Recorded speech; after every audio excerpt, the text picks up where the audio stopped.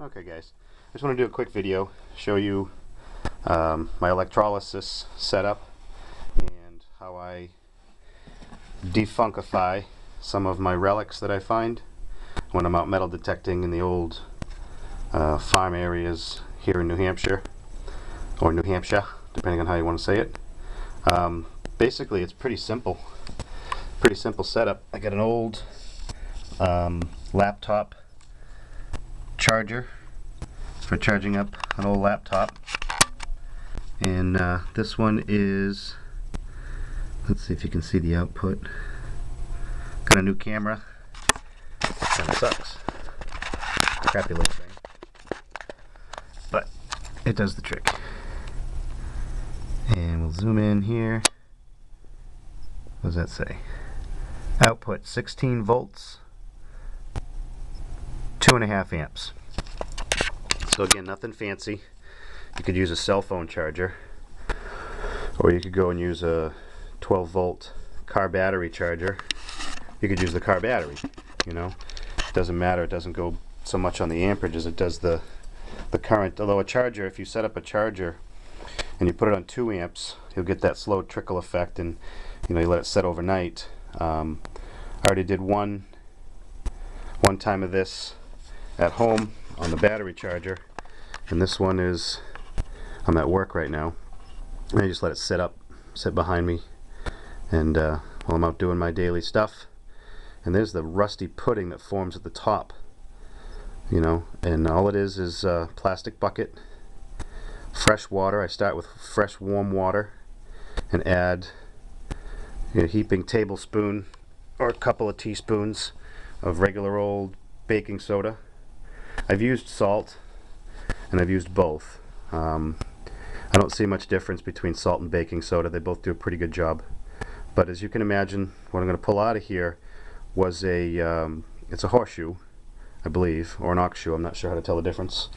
But it's dug out of the ground in a cornfield in New Hampshire.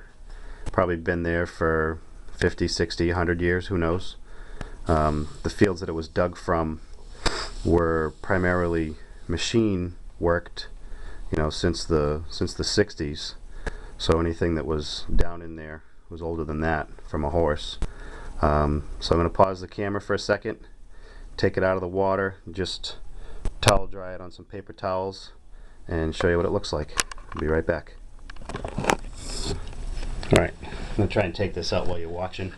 Just set up my cheap little camera. Sorry if the audio sucks. I just have to deal with it. $25 camera.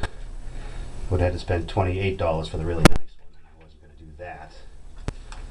Alright, so I just have the negative lead going to the part you want to clean, and the positive lead that broke off of my piece. But you have to have a sacrificial piece of steel, not stainless, but just regular steel or iron. I've used large bolts, those work fine.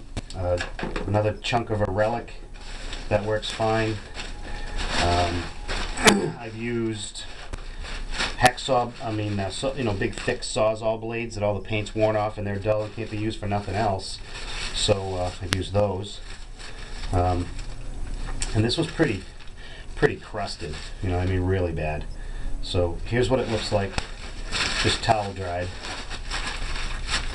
Okay, a lot of the big flaky, crusty rust has been removed, and it doesn't look too far off. You see all the black stuff? That's actually a chemical process that happens with the electricity and the mixture you put into it, and it creates, it breaks the iron down as well into little tiny dust particles of magnetite, or black dust, black sand, like the miners used to call it, which is one of the ingredients in the process of making steel. So I've got a small barbecue brush here that I bought at the Dollar Tree. They didn't have any other wire brushes. So I'm going to pause this for a second, hit this, get some of this crap off of there, and give you a better look at what it looks like. I'll be right back. Pause. Okay, so here it is after a little wire brushing, after taking it out of the soup there. You definitely want to wear gloves when you do this process. You get a lot of the carbon from the iron, and I'll put my glove on, hang on a second. Get a lot of the carbon from the iron, the electrolysis process. Sorry for my shitty camera work, crappy camera work. But here you can see the iron starting to come through, and actually in this area here you can sort of see the striations. Obviously that rusty ridge you see there, that's where the nail holes are going to end up coming through, or they might even be clogged with the nails, so I might not ever get those. But you can see like the grain in the steel, and that's how you can tell something this old is, you know, really old, because you can't get that type of random grain pattern in a machine made or foundry forged horseshoe. That only comes back in the day when the farriers used to bring raw rods or square stock of steel to the farms, or when the farmer would take his horses to the farrier and have horseshoes made for that particular horse. That rusty ridge again is where the nails would go. So this is obviously the bottom of the horseshoe, and that little tab right there is probably a nail still stuck in there. So that's how I clean them.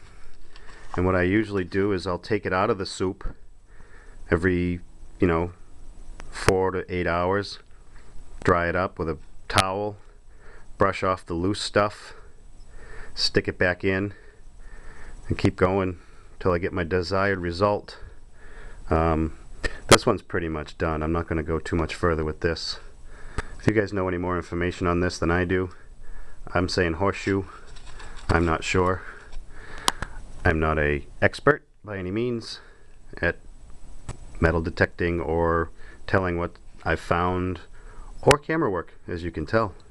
But here it is. It's a little bent, but hey, mount that on an old piece of wood, sell it for good luck. A little bit of bent luck is better than no luck at all, I suppose, huh? You can see how out of alignment it is. Poor horse. No wonder it fell off. There you go. I'll show you more some other time. See ya.